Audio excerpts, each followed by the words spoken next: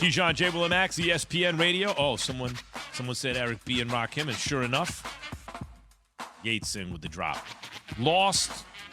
So right now, we are joined by Adam Amin, the Bulls TV voice. Adam, welcome to the show.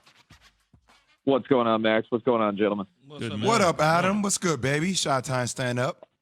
So, Thanks, brother. I was really interested in last night's game, Adam, because I'm looking at this Bulls team, and I'm thinking, with Lonzo, I just love the way it's constructed, even in the preseason. Everything seems complimentary. And with Lonzo and Patrick Williams potentially coming back, I'm thinking if they can get by the Heat, and those two are going to join them later, maybe they really can be an actual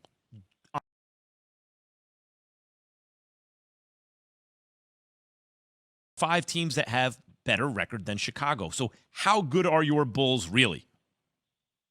And again, it's so hard to tell, right? Because every team in the East, in this log-jammed East, at one point or another has had to deal with some level of adversity in personnel. All right, everybody's had to do it. Miami's missed a ton of games between Lowry, Butler, Adebayo missed all that time earlier this year.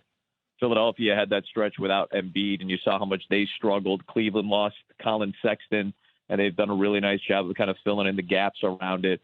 Other than maybe Milwaukee, who's been fairly healthy, but they're without Brook Lopez most of the year, and they've had to start filling guys in and signing guys to fill in some of their spots. Just about every team in the Eastern Conference in this logjam has had some form of adversity through their personnel, and the Bulls are no different. So it's hard to completely gauge, right? It's hard to completely compare accurately. Well, clearly, if you look at this team setting the standard, if that is Miami, and how everybody else stacks up against it, how can you really gauge it perfectly? Because you said it, Lonzo Ball, who makes such a big impact defensively, not only running the point guard position, but defensively. Alex Caruso, who's had as big of an impact defensively as any player in the Eastern Conference this year, if you're just looking at defensive rating on and off the floor. Patrick Williams, who played such a key role last year, playing on the defensive end against major players, whether it's Giannis, Luka Doncic, Kevin Durant. He was throwing on all these different players, Kawhi, LeBron. So it's hard to gauge just now.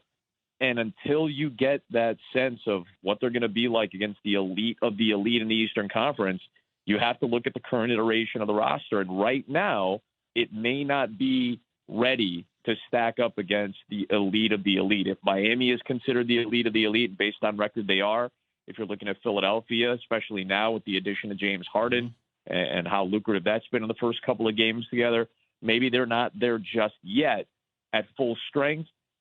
Zach LaVine has said it. DeMar DeRozan has said it. They feel very confident that they're the best team in the East. Now, that's their words, not mine, but you can certainly make a strong case that when they're healthy, they're as good as anybody. But how can you truly gauge any team in the Eastern Conference on a full season?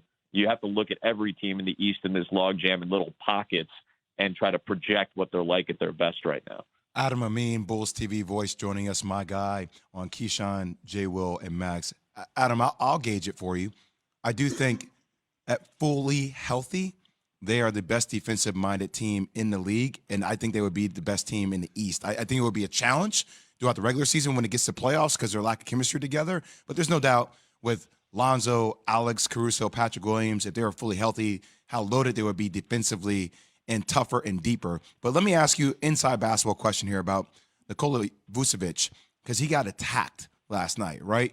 Yep. I saw how they were able to get switches. Is that something that can hinder the Bulls long term? I know they bring Tristan Thompson in and try to help that, but is that probably the biggest thing that will hold the Bulls back right now, that weakness in the team? Let me play my best Tim Legler for you guys, because Timmy does such a good job breaking it down. So I'll try to do my best imitation. And you've seen a lot of this all season long. Most teams in general play drop coverage in the pick and roll, where let's say it's a 1-in-5, a point guard and a center that are running the pick and roll. The center on the defensive end usually steps up to eat all that space, or they drop back to prevent a drive to the basket. So the difference between not having, as you mentioned, a player like Alonzo Ball or an Alex Caruso at the point of attack against the guard that's helping to run that pick and roll, they do such a good job of disrupting and fighting through screens and preventing the easy actions of a strong pick and roll offensive set, that allows Nikola Vucevic to drop back into that coverage and to play a little bit further back to prevent an easy drive, to maybe prepare for a shot block. Vucevic is having his best season of his career as a shot blocker. I think it's like 1.2, 1.3 blocks per game, whatever it is. So the defense has been kind of built with all these complementary pieces, in particular, starting with Ball and Caruso at the top of the point of attack, to be able to help that drop coverage.